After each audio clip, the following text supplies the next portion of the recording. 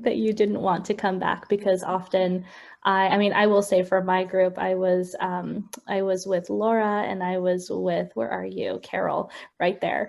And our conversation was pretty fun. We got to hear from all three of us. So thank you all for bearing with me with that very quick turnaround. I'm going to share our final screen, and I'm going to share it.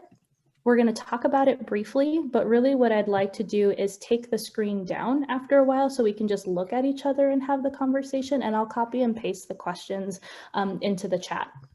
But really, now that we're in a large group and we've had a few moments to reflect on our identities, let's consider the following in the following three categories. Highlights of personal reflection, what came out of your personal reflection, what similarities or differences emerged in pair share, if you were able to do some of those similarities and differences comparisons. Related to conflict, what aspect of this theory produced the most conflict for you, if any? Is there anything that doesn't fit or something that doesn't sit right with you? And lastly, curiosities. I usually like to end these conversations on a note of curiosity. How has this exercise made you curious? What do you wonder about? And even if all you do is wonder, please feel free to wonder aloud with us. So what I'll do is I'll leave one of y'all to get started with those, and I'll exit out of this so that way I can just post them in the chat and the conversation can get started. So if everyone would like to unmute yourselves and just start in, please. I'd like to see those questions. Who wants to go first? Laura, I'm going to pick on you. Laura, would you like to go first? Sure. We talked a bit in our group about the intersection of being female and having growing up in a religious context. And for me, I thought a lot about how if I had not been in a fundamental Baptist church when I was growing up, then being a female would have been a different experience for me.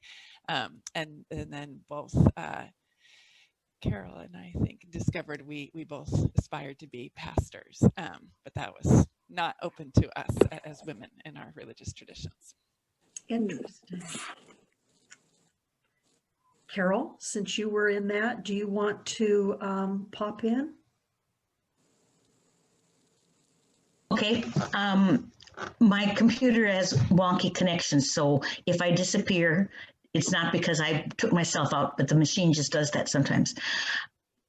In our group, I learned about Laura for the first time, and Samantha could talk really fast. So she got her whole list done in like 43 seconds. I enjoyed the pair share or trio talk, whatever. I don't have any words of wisdom to add. Okay, that's okay. Bobby Bowman, you were with Greg. Would you like to add anything? You have to unmute yourself. There you go. I think we could have done with quite a bit more time. I think having to process something like this, which was mostly spoken to us in a beautiful way, but I think in trying to articulate the things, that was the beginning of me starting the process.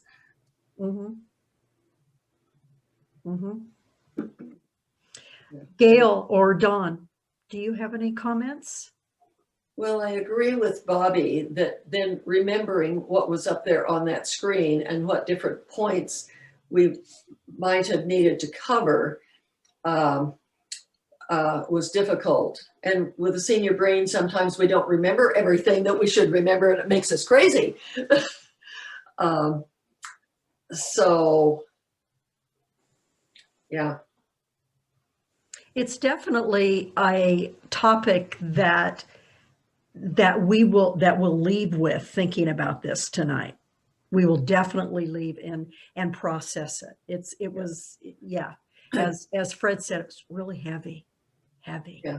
If we had some notes Oh. about it, can look back at it Yep, and and you see will. her list of things, I think that would be Yes. helpful. Yeah. So I'm not sure, Ethar, if we kind of got off sidetracked, but we learned a lot about each other. But but I guess the only thing we had in common, if you see her and my picture, is we're both kind of the socioeconomic middle class. I think that was about it for similarities. But otherwise, it was really good. And I was telling her I am the poster child for white privilege. I am the poster child growing up. So in the 50s. And it was nice to meet with her though and see her perspective. Do you have anything to add, Ethar? Do you have anything to add?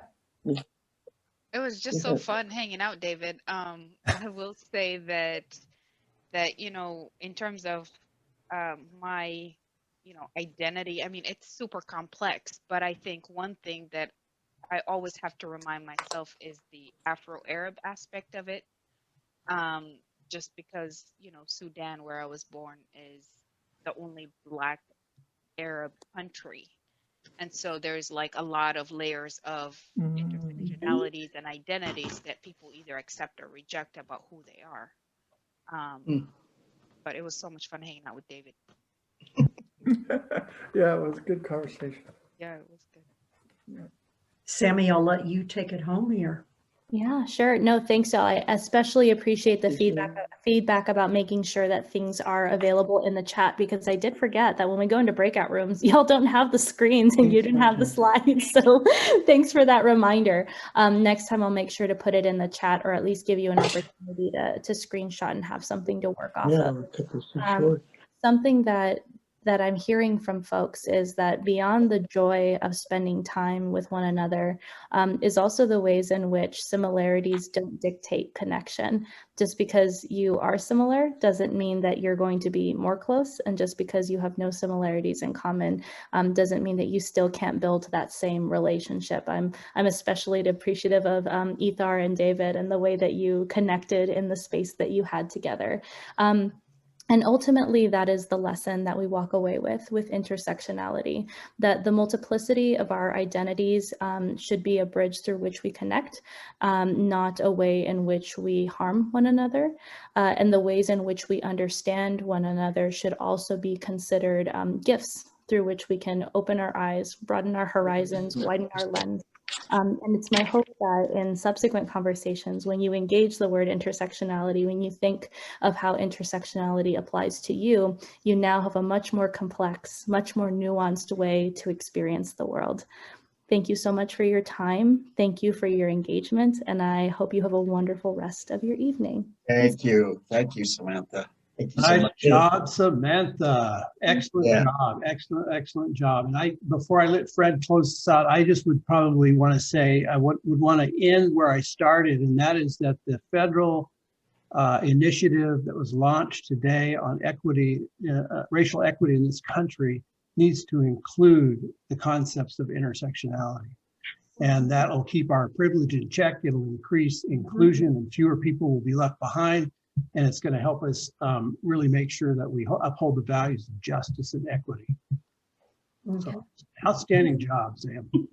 Thank you. Great job, everyone. You know, I was thinking as we were doing this of something John Kennedy said to someone who was asking him about a political opponent, and they had some things to say, and then they said, "What do you think of this person?" And he said, "They have no intellectual curiosity." Think about